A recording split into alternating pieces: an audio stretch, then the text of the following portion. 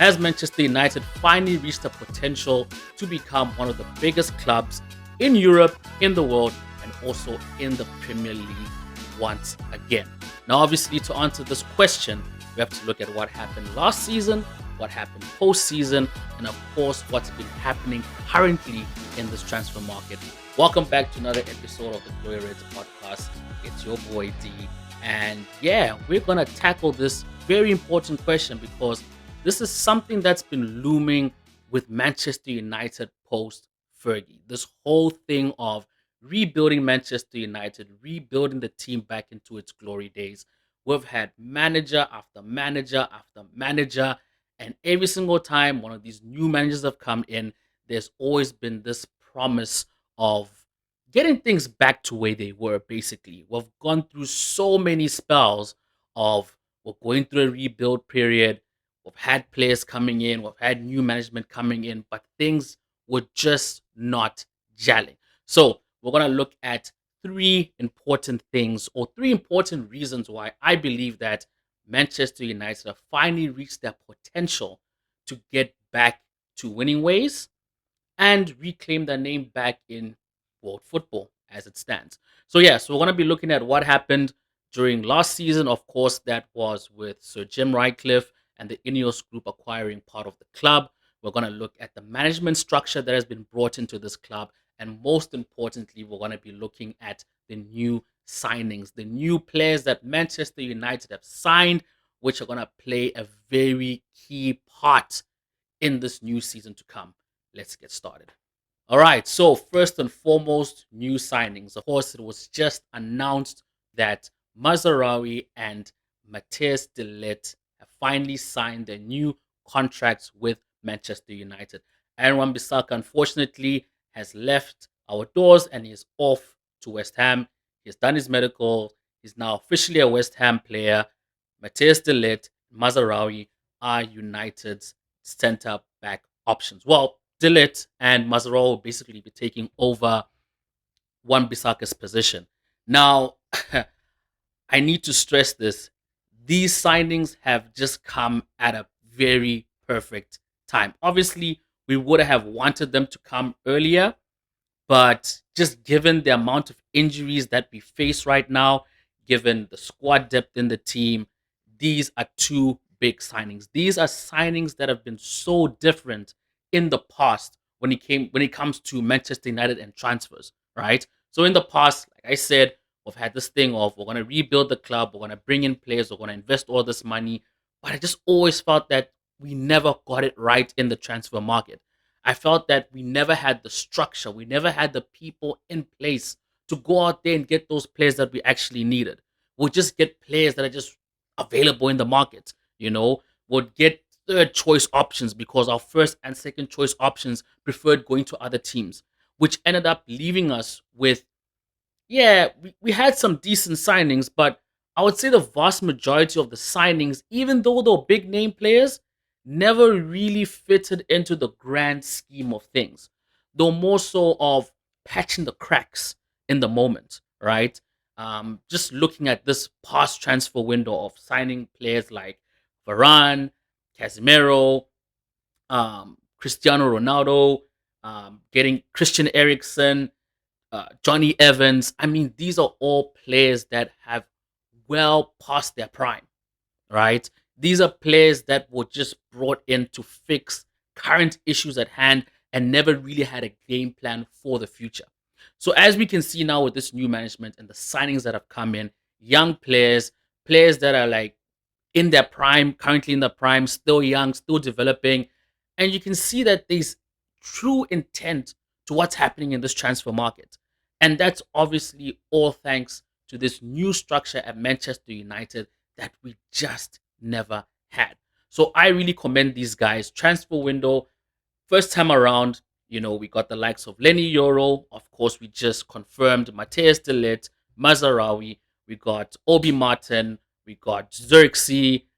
Yeah, things are really looking up. And of course, we have players that were injured last season that are going to be back into the squad this season. The likes of Martinez, Ahmed Diallo, who never featured that much last season because of injuries.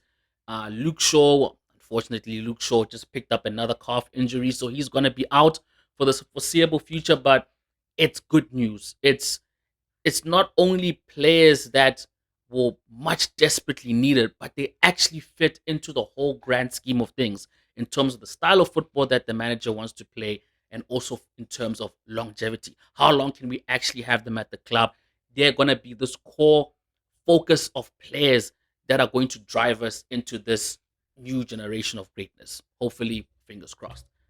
Second, of course, is the management. Now, the management structure has become very diverse at Manchester United. In fact, there's a great video from the United people, and he basically explains it and puts it as in a way better way than I could have ever, delivered the message. But basically, he goes and explains how the previous structure looked like at Manchester United to what it currently looks like now. And trust me, guys, after you've watched that video, you'll get a much clearer picture of what exactly is happening at our club. It is very exciting. The people that were brought into the structure: Jason Wilcox, Ashworth, Barada, um, Ruud van Nistelrooy, Rene Hake, the list goes on. And the structure in which how everybody's going to be in charge of what goes on, how things are going to be run, the type of profile players that we're looking for, the types of people that we're going to be buying, into the club. It's way more thorough, way more researched, way more intent. So with this management in place, we are way better equipped going forward. We're way better equipped at recruitment. We're way better equipped at management. These are things that we just never had in place with the old regime, with Ed Woodward. But now looking at this new management structure makes me personally truly believe that for the first time, I can confidently say that United are going through a rebuild phase because we have all the pieces of the puzzle in place to actually make it happen. So I'm really excited to see what these guys are going to do. And I really got to commend them. First time around, first transfer window, they've really addressed the main problems that need to be sorted out. Of course, we still need to get a CDM. That has been a problem position that we have struggled to fill in the past years. I think probably the last best CDM that we had was Ander Herrera, and we let him go to PSG. And ever since then, there's been a void in that midfield. Obviously, we brought Casemiro in, but like I said, Casemiro, end of his career, not at his prime, not as sharp as he used to be. Look, don't get me wrong, great asset for Manchester United, but honestly, we can't expect him to be that same Casemiro that was at Real Madrid. We need to find a backup. We need to bring in someone who can, shadow under Casemiro, learn his traits, and just be a real asset for Manchester United now and for the future, because we are trying to build for the future. We're not trying to patch things up for now. We're really trying to build a strong structure moving forward. And of course, last but not least, squad depth.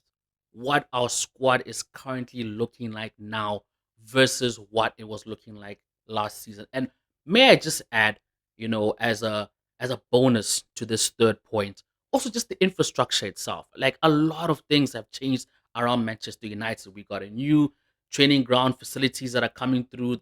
The entrance tunnel has been reworked on. The new stadium is also in the works, also in the talks. These are all things that should have happened a long time ago, and it's such a shame that it's only now that the club wants to do something about it. And obviously, that's all thanks to Sir Jim and the Ineos group really trying to push this club back to its glory days. But like I said, I think going into this new season, we're way more equipped than we were last season. Last season, we were littered with injuries. It was an absolute joke. This season, we're also starting off with injuries. Like I mentioned, Luke Shaw is out, calf injury. Lenny Yoro, one of the best up and coming young defenders in the world, he's out, right? We have Rasmus Højlund, who just picked up an injury. But the good thing is, it's bad, but the good thing is we don't have the amount of injuries that we had last season. And we actually bought in some couple of players to come and fill those voids. Now, we do have an overhaul of players. Not as bad as Chelsea. I mean, Chelsea is just something else. I mean, 40 players on the on the roster, absolutely ridiculous. So we do have a lot of players that need to fill a lot of positions, but that's a good thing because that creates competition, right? And competition is always healthy in football. That means these players are always going to be sharp, always on their game because they want to prove a point to the manager that they deserve to be in that starting lineup. And I think for the first time in a long time, we have adequate substitutes coming off the bench into that first team, and it does not depreciate or lower the value. It doesn't lower the quality of the team. We've got adequate replacements in almost all positions that need to be filled. I can't believe once again I've forgotten about Mason Mount. So Mason Mount as well, injured the whole of last season. He's basically almost like a new signing for us. So yeah, this season, great squad depth, right? Great signings.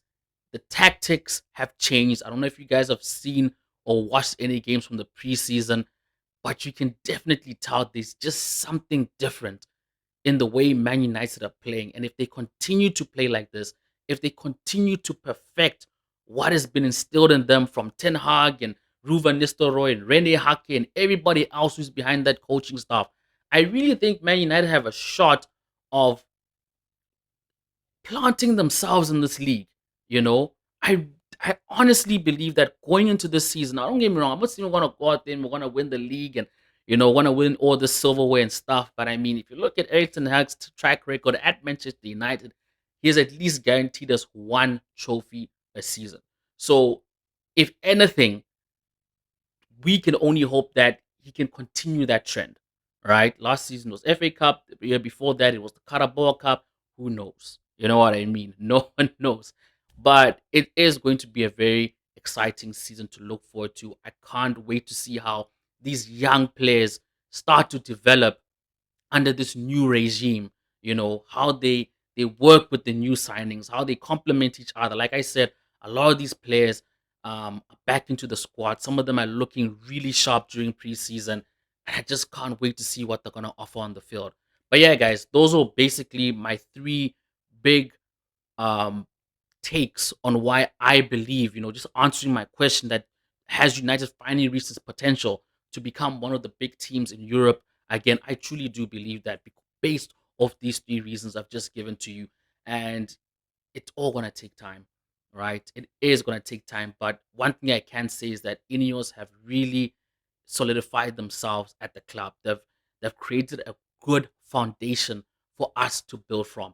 And I wouldn't be surprised in the next 2 to 3 seasons, we're definitely going to be competing with Man City and Arsenal because right now, without a doubt, two strongest teams in the league, they're the ones who are basically competing to win the title. We want to be in that race as well, right? And it all just depends on the players. It all just depends on how things go this season.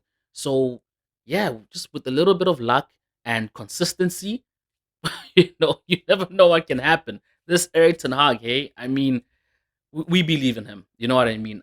Ineos believe in him. He signed a new contract. We just hope that everybody can uphold their end of the deal and we can see great things to happen. So, yeah, guys, you let me know who you think or what you think our strongest starting 11 is. I'm going to leave mine in the comment section down below. So, go and rate it, go and criticize it, go and put who you feel should be in or out of that starting 11. Because, there's a question that I posed to Ben and I was basically telling him there's like two versions of Man United's first starting 11. We have Manchester United's starting 11, right? So these are the players you basically would typically see on the lineup. Not necessarily the best players, but the ones you just expect to see it on the lineup. That's whether it's based on salaries or new transfers, whatever. So, for example, you expect to see Marcus Rashford, Bruno Fernandes, Garnacho because he featured a lot last season. Um, Kobe Mainu, he has really established himself there. Casemiro, the back four is basically written itself, and then you have United's best 11. Like who are the actual players that make up the best 11 at Manchester United, and not necessarily what that 11 should look like. So you guys Yeah, that's a little something for you guys to let me know also in the comments down below. Just who do you think makes up United's best 11? And let's try not to be biased about it. I know a lot of us are still feeling some type of way about Sancho's antics last season. So let's just take all bias out the way. And yeah, let's see what you guys have to say about it. But don't forget, guys, like, subscribe, share this video with anyone who you think would benefit from it. And we'll catch y'all on the next one.